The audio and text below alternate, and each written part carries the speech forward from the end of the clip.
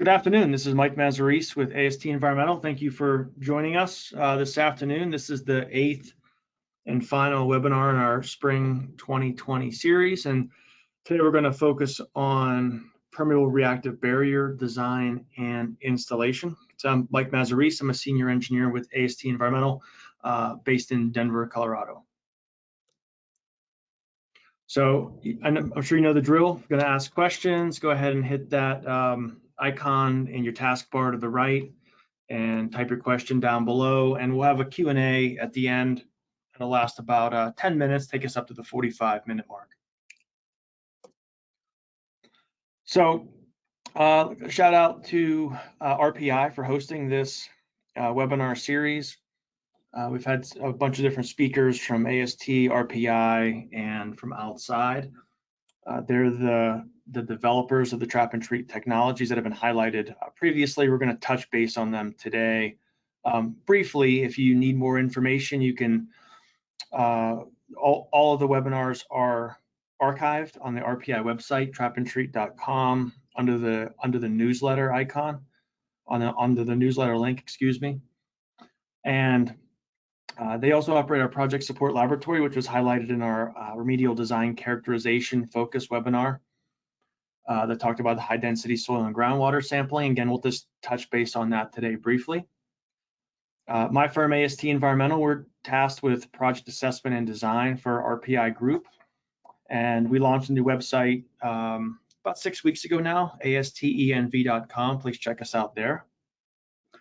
And lastly, our authorized installer network is what makes up the third leg of the RPI Group stool here. And these are our partner companies that we trust to implement these scopes of work that we develop. They have the right equipment and the right people to get the results ultimately that we have intended for the site. The RPI Group Footprint, we operate in most of the US and Canada, and then Europe as well as projects in South Africa and Puerto Rico. So as I mentioned, this is the 8th in our series. If you've joined us previously, thank you. If you're interested, again, these are all archived. So you can see the various topics there. And so we started off with just a base primer on activated carbon bacteria interactions.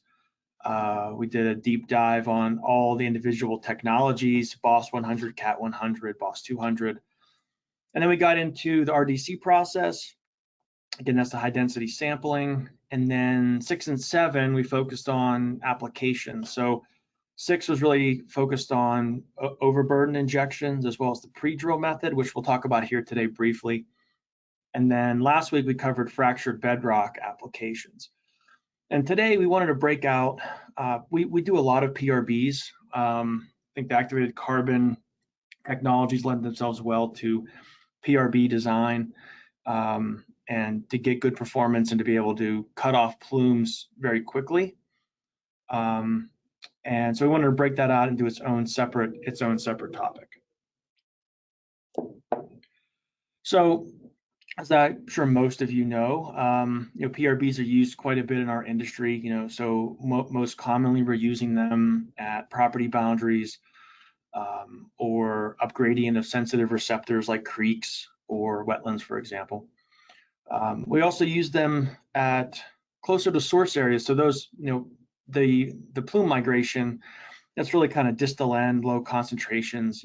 Typically say less than 100 ppb, maybe a little bit more. But we can also use them when we don't have access to the source area. So if it's an active industrial facility, we can't get inside a building, we can use a PRB or a series of PRBs on the down gradient side.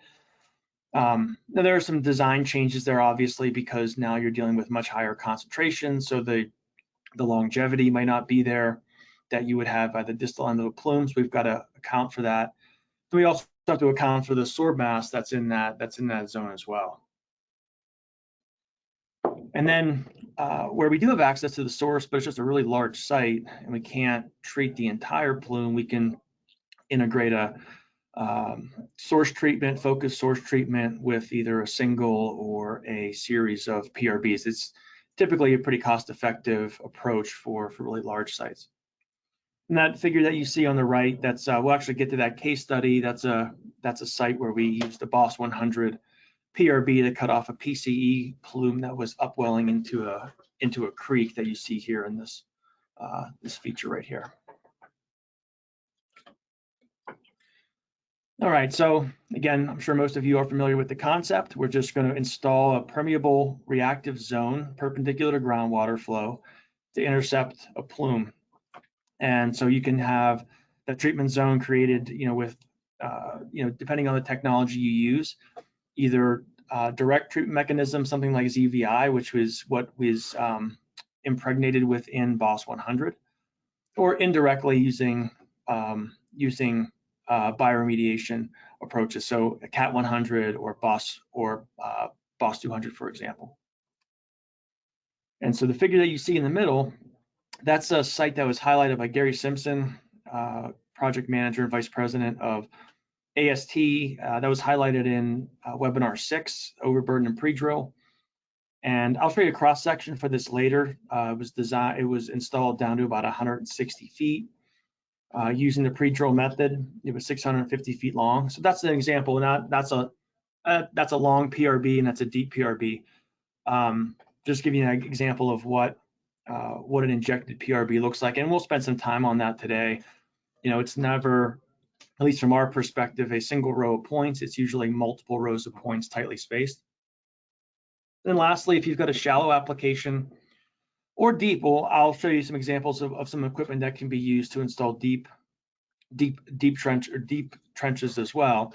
This site here was shallow. We were only going down 11 or 12 feet, and we didn't have to use any shoring, and so we were able to mix in BOSS 100 and sand in a PRB in a shallow trench to cut off chloroform that was discharging into a creek to the right of that picture. And so we have continuous PRBs, or we have the funnel and gate approach.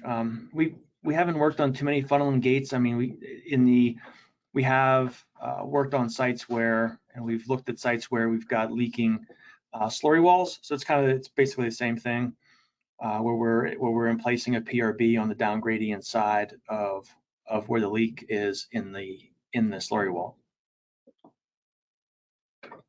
So just in terminology, so we're going to define our flow through thickness as the Z component, Y as the perpendicular length of the PRB, and then the height will be the X component.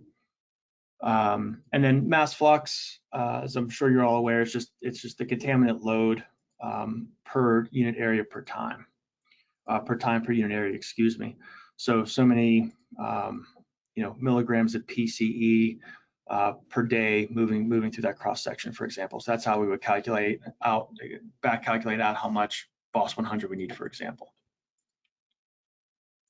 All right, so we spent a whole webinar on conceptual site model development using the remedial design characterization approach, just high density groundwater soil sampling. And so PRBs generally are going to be more focused on the groundwater component, where source areas were more concerned about the sorbed component. But as we kind of go through this, we'll see there's still it's still good to go through the process of checking the box to see what's in soil. I mean, you also get eyeballs on the soil itself. Even if it's not a major component to the design, but again, if you're working on a PRB that's closer to a source area, it could be a major component that needs to be accounted for. So we're looking at groundwater concentrations, obviously, and how those change in the along the length of the PRB as well as with depth. How the hydraulic conductivity changes. So maybe you have to do some slug tests vertically as well as along the length of the PRB, and assess how that gradient changes as well, and whether or not groundwater flow direction changes too, I guess, as well. And so, the ISO concentration maps is just kind of how we kind of start the process on a lot of sites. We generally need more information than what we can get here, because obviously this isn't reality. Okay. from concentrations are not consistent along the length. I got asked to design a PRB right here on the up gradient side of this mobile office storage in the building. And so we've got a couple groundwater concentrations coming in. And so go along the length of that PRB, grab some groundwater samples, and we'll talk about some other tools that you can use as well. Like the HPT, I'm a big fan of integrating that specific tool into PRB design. So here's an example of an output from the HPT. So you can also twin this with, most commonly now, it's combined with the MI-HPT. So you get VOCs as well as HPT all in one push. This is just the HPT part. So we get electrical conductivity as well as the HPT pressure and flow. And so if you're not familiar with that tool, it's pumping water out at a constant flow rate. It's measuring that flow rate as well as the pressure. There's a downhole pressure transducer to measure pressure and flow. And there's obviously going to be an inverse relationship here, like you see down in this bottom unit here, where we've maxed out the pressure, and what we would expect to see is a much lower flow rate, which is what we see here. So we can ID our hydraulically conductive zones, and then that allows us to come back and sample those, or maybe set some screens to do some depth discrete hydraulic conductivity measurements. So, what are we looking for an ideal data set? So, I like running the HPT down, say every 20-25 feet along the length of the barrier. Now this assumes that it's direct push friendly, that you can push these tools down to the total depth you need, and then come back and assess groundwater concentrations. Offset, say, a foot or two. Go down and either do some discrete groundwater sampling with geoprobe tooling, or actually set some temp wells, maybe with some, say, 1 to 5 foot screens. And that installing those temp wells is also beneficial when you get to the injection phase of work, because then we can use those to assess distribution. One note of caution: the HPT will generate hydraulic conductivity values. Those are empirically derived, and so they give you relative conductivity, but they don't take the place of traditional slug test data. So you should still get the unit-specific K values. And again, soil, even if you've got low concentrations of, say, chlorinated solvents at the leading edge of a plume, if it's an old plume, you're going to have some mass sorbed into that matrix. And so it's really critical to kind of, see how much is there, where it is vertically, and in what quantity. But what's also important, I think, is when you're looking at your monitoring well network, what is beyond the PRB. So if your monitoring well is 25 feet down gradient of your PRB, what does the sorbed mass look like on the other side of that? Because if we can establish a clean front, we still have 25 feet of sorbed mass on the other side of that. That's going to continue to back diffuse and feed the groundwater concentrations in that down gradient well. And so I'll talk here in a minute about monitoring programs and how we can sort of work around that. So for design considerations, flow direction on most sites can be variable seasonally, and so we want to make sure that we are working perpendicular to flow. Maybe it's not one PRB, one straight line. Maybe it's got a dog leg to it, for example. And where this is really critical is if you're working on a pilot test, a really small section, say 30 feet, and you do have variable flow, then we want to make sure that our down gradient monitoring well was pretty tight to that PRB, say 5-10 feet max down gradient, so that even if there is some variability in the flow direction, we're still capturing the down gradient effects. Mass flux is the obvious one there, so we're going to be using our groundwater concentrations, and maybe using the soil and a partitioning model to figure out how much is going to bleed out into this PRB over time. And that's going to help us determine when we get our loadings, what the potential longevity is of the PRB. So we have to look at the technologies themselves. So obviously we're going to focus here on the trap and treat technologies. Some are abiotic, some are biotic. We'll talk about those separately here in a minute. And then the $1 million question on all of these is, how long is this PRB going to last? And that's tied directly, obviously, to the technology used. And I have a separate slide that discusses that bullet specifically. And any bio PRB that's implemented has a maintenance program associated with it. So if you are using an ERD approach, for example, to treat chlorinated solvents, that donor is going to run out, and you have to have a maintenance program. So that might be coming back to inject every 2 years, 3 years. Again, it's going to be a matter of kind of what the seep velocity is coming through that barrier. Daughter products. So if you are using an ERD approach, which CAT 100 would fall into that category, you have to make sure that you're managing the daughter products. And so if we're using CAT 100 in a barrier, we may install another barrier down gradient of that's just BOS 100, which is abiotic and doesn't generate daughter products, to be able to capture anything that is being generated by the ERD component.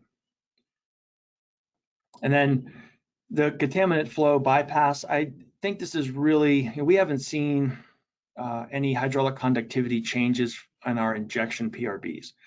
Where I've seen this be an issue with other technologies and us on one site is when it was direct mixed in, like using deep soil mixing techniques, for example.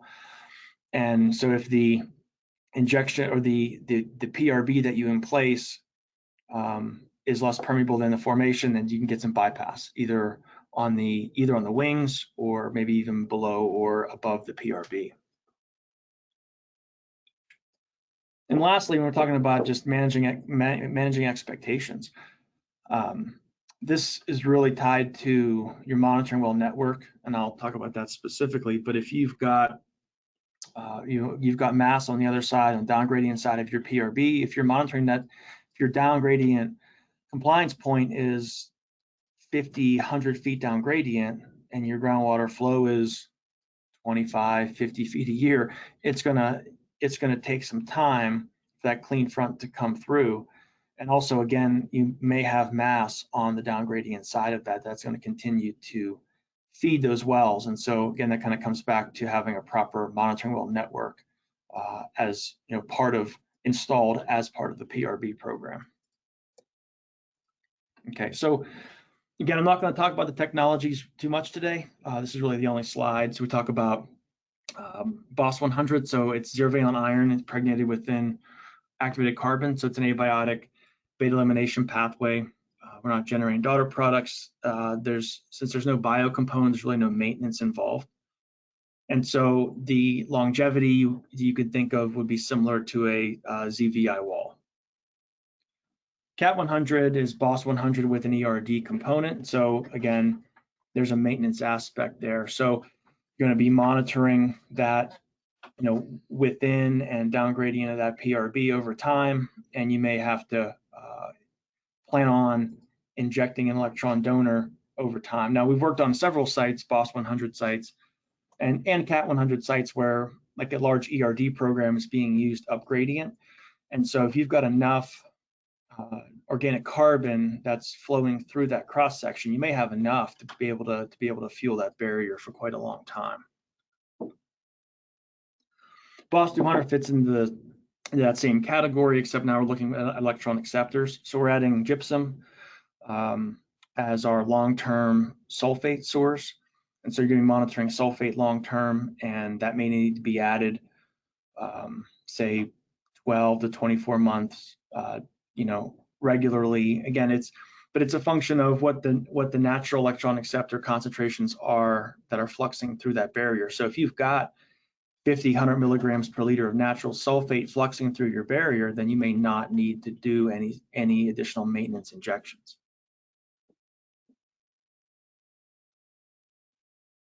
Okay, when it comes to the installation part, most of our PRBs are installed via injection approaches, so using direct push. So we can't use injection wells for for our technologies, and so it's direct push, top-down injections, tightly spaced rows, usually 3 to 4 rows, maybe even more. And those are usually on, say, a 5 to 7.5 foot centers. In general, there are some exceptions where we can go as wide as 10 feet. And if it is shallow enough, then trenching is always the preferred approach, because you're putting the material in a much narrower barrier. So in the site here, it's just one bucket width, but we're getting perfect mixing. So when we leave the site, we're confident that we have a good PRB in place. But if it's deeper than 20 feet, then you have some options if you still want a direct mix. So you have things like deep soil mixing, as well as using like a DeWind. Now, we haven't used a DeWind. We've looked at it for a couple sites, but we have used deep soil mixing before. Okay, so when it comes to monitoring, I think this is really important. I like to use this triple well set of, putting a well within 5-10 feet up gradient, one 5-10 feet, one directly down gradient of that, downgrading the PRB, and then after the injections and installing a well within the PRB, and have all 3 of those lined up. So that way you can see what's coming into the barrier, what's going on within the barrier itself, and be able to monitor the down gradient. I recommend putting that inner PRB monitoring well after the injection, so that there aren't any biases with the activated carbon in that monitoring well. And if we are going to have, as part of the pre-design investigation of the RDC, your upgradient well is probably already there. The downgradient well can be installed post-injection as well, if you desire. And then having wells on the out on the wings to look for any sort of bypass issues. Again, that's not really we really haven't seen that in practice, but it's good to have that monitoring network in place. Then for what you're actually going to sample for, it's going to be dependent on the technology, obviously. So besides your COCs, we're looking at things like dissolved gases, so like acetylene or ethylene in the case of chlorinated ethenes, volatile fatty acids. You can also use microbial diagnostics or isotope analysis. Isotope analysis is a good one to do up and down gradient. That way you can prove out the degradation mechanisms and that you're not getting straight sorption onto the activated carbon. So this pre-drill technique, I bring this up because we've installed multiple barriers using this approach. It was highlighted in webinar 6 in detail.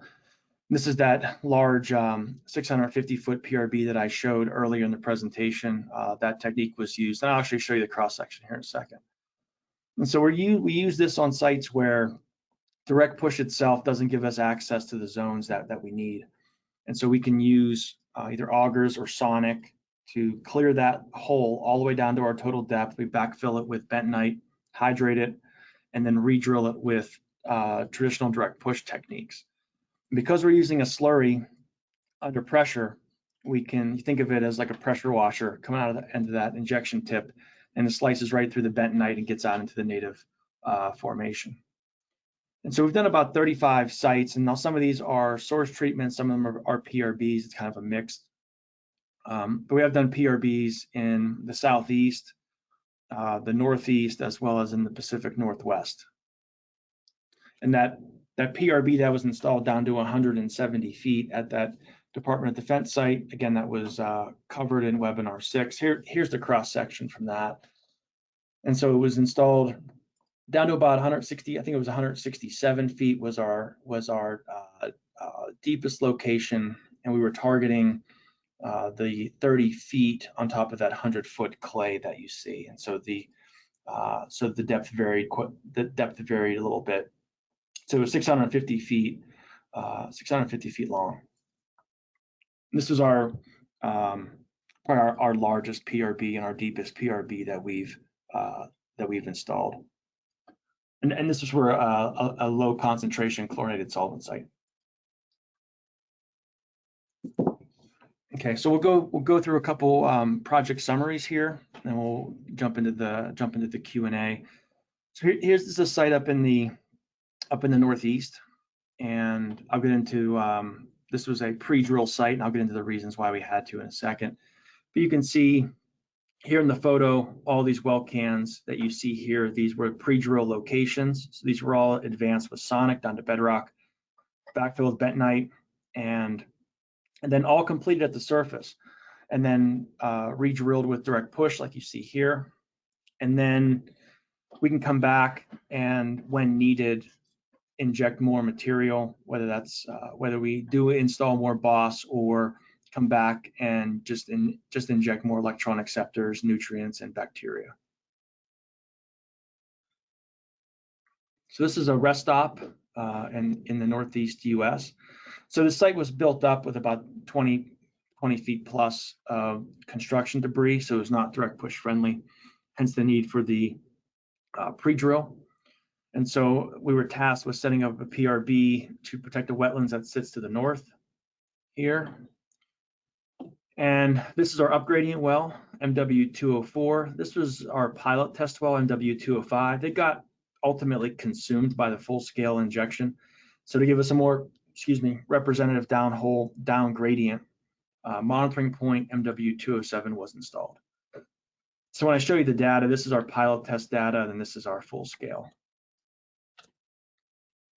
So here's the total BTEX up and down gradient of the PRB. The blue line is our total BTEX coming into the barrier. So you can see this was our pilot test well. This is our upgradient well. So the concentrations were somewhat similar. Pilot test was installed. That's the dotted line that you see, run out for about 6 months. And the full scale injection was done here. That's the solid vertical black line. And you can see post full scale, really good results. I'll show you the sulfate here in a second. We've got sulfate concentrations that are still elevated at over 1,000 days post pilot test. Here's the naphthalene data, which is also a contaminative concern out on this site. Baseline concentrations were very close, were very similar. And once we did the full scale injection, that's the concentrations dropped. We have had a few blips. This one here is more than likely associated with this increase in the flux from these higher concentrations that we saw. But as the naphthalene concentrations did decrease, we did see the down gradient concentrations decrease as well. And here's your sulfate data. That it has bounced around quite a bit, but it has stabilized over 200 milligrams per kilogram. And the project, our goal is to keep it elevated over 100 milligrams per liter. Now there are some natural sulfate there's natural sulfate out on the site that is fluxing through, so it may be contributing to keeping this barrier going for as long as it is. On most sites, we see the sulfate start to peter out, 18, 24 months, say, post injection. And here's the second example that we'll go through. This is a chlorinated site. This was angle drilled underneath a creek, and I'll show you why it was angle drilled here in a minute. We're targeting PCE that was discharging into a creek in concentrations over 200 parts per billion. So a pilot test was performed in 2013, and 2 rounds of full scale were implemented in 2015 and 2016. See, we had a custom foot made for the geoprobe to be able to give us a constant 25-degree angle underneath the creek. So here's that cross section that I showed you before. The source area sat up here where the A prime is. These are the PCE contours. And so through a series of nested wells, our client was able to show that the PCE was dipping down into this weathered rock and ultimately discharging into the creek. They really didn't see anything on the other side of the creek, only really one detection at 7 parts per billion. So the majority of the mass was discharging into this gaining stream. So we were asked to sit up on this creek bank and inject underneath. Because if you're going to do this vertically, you'd have to go a lot deeper, and you'd run into refusal issues given the geology. And so task was to protect the creek, and so the best way to do that for this site was to angle drill underneath it.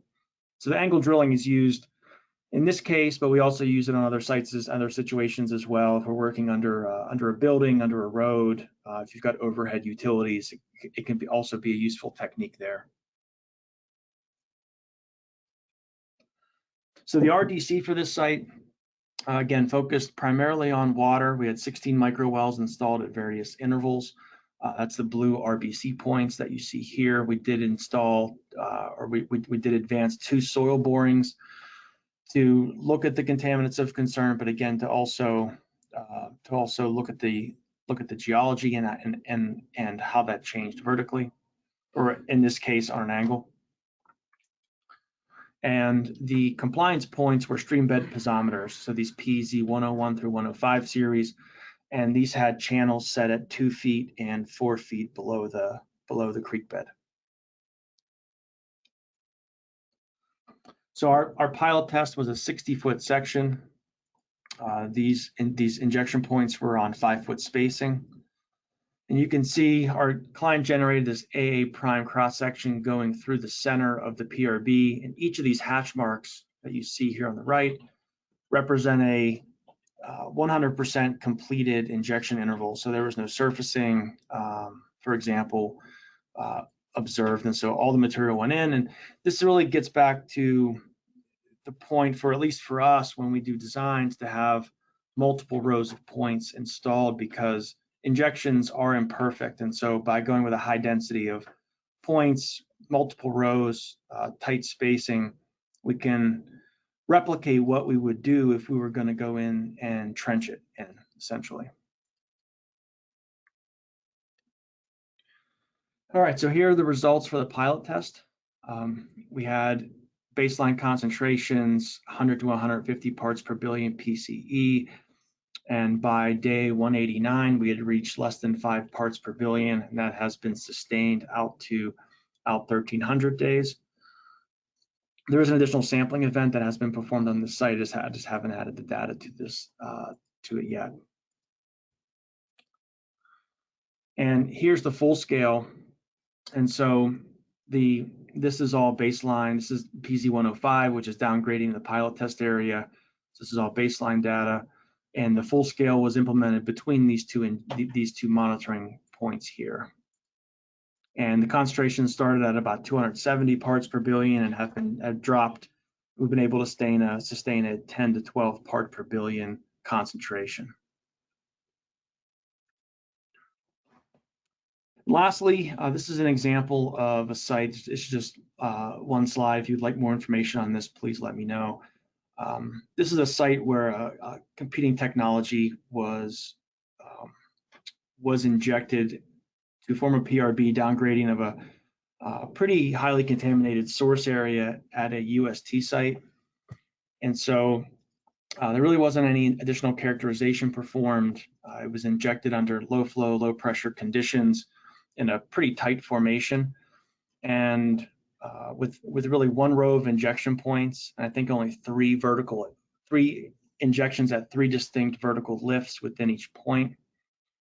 And you can see the data really was really all over the place. We actually had some concentration increases, and RPI Group got involved here in this second box that you see to the right. So an RDC was performed to look at soil and groundwater. Went in and did a high density of BOS 200 injection in 4 rows of points, injecting every 2 foot vertically, and data looks really good so far. Concentrations have all trended down. There was also 1,2 DCA out on the site. I don't show it here. Someone asked a question on the previous webinar we did earlier today about 1,2 DCA, and we did see reductions.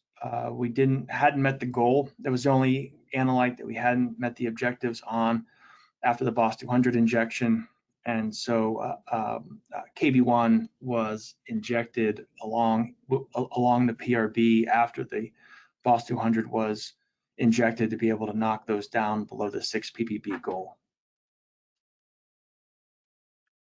So I'd like to thank you for your time.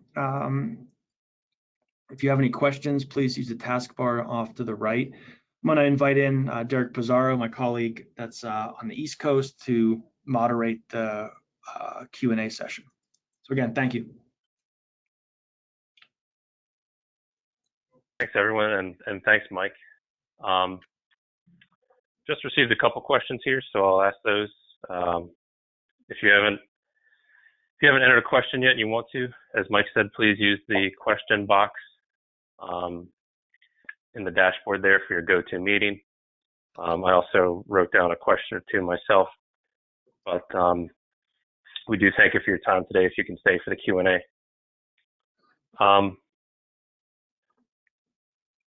Mike, does the PRB, when it's injected, affect the permeability or conductivity in the subsurface?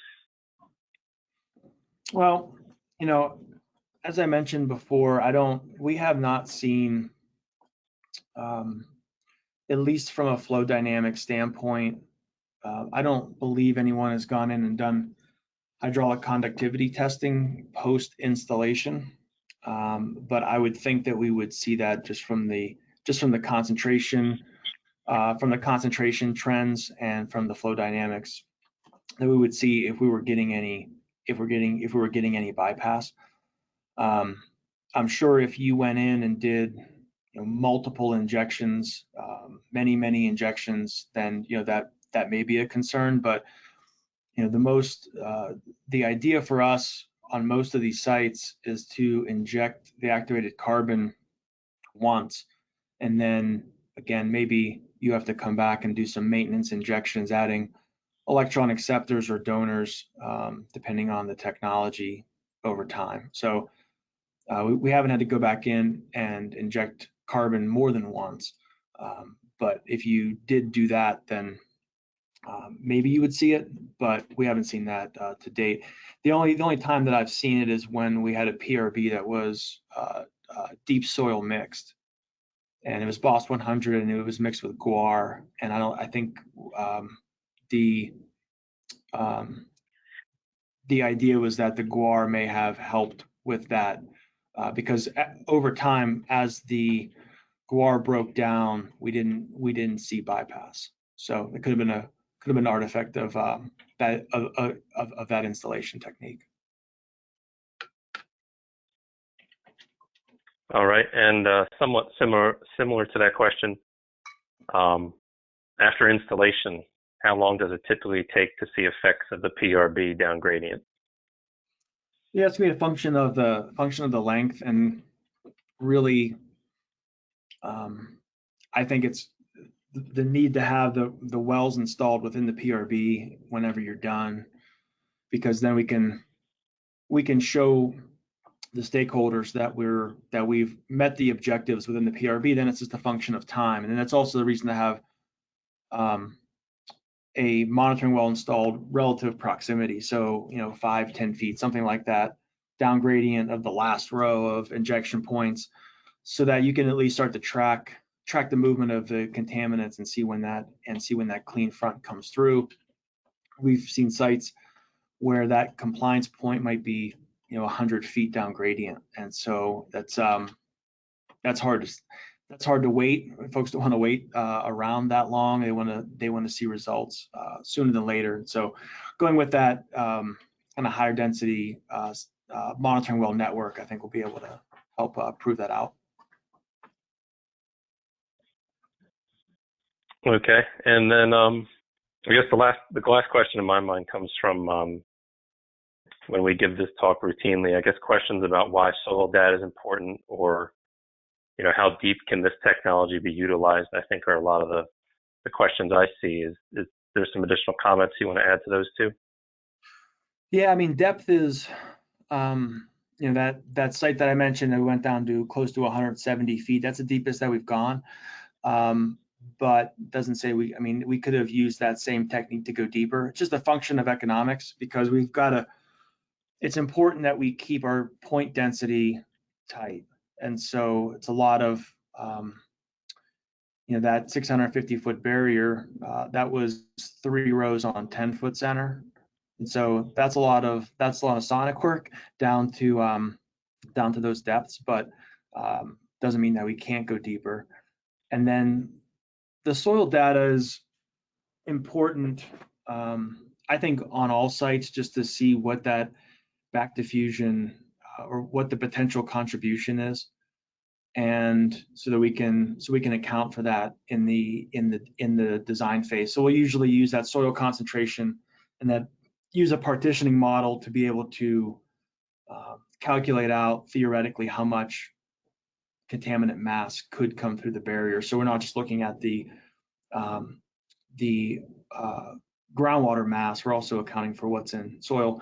And that's even going to be more critical the closer you get to a source area. So that site that I showed last, where we were at a UST site, I mean, on most UST sites, you're close to the source area, it's not that far away.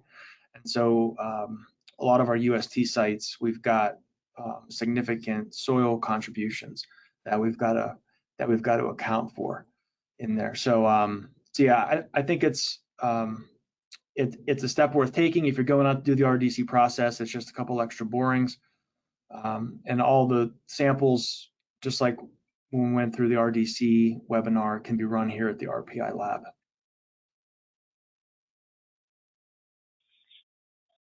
Okay, well, that'll wrap it up for me, Mike. All right, thank you, Derek. Thanks again, everyone. Hope you had a good holiday, and have a great week. Thank you again. Bye-bye.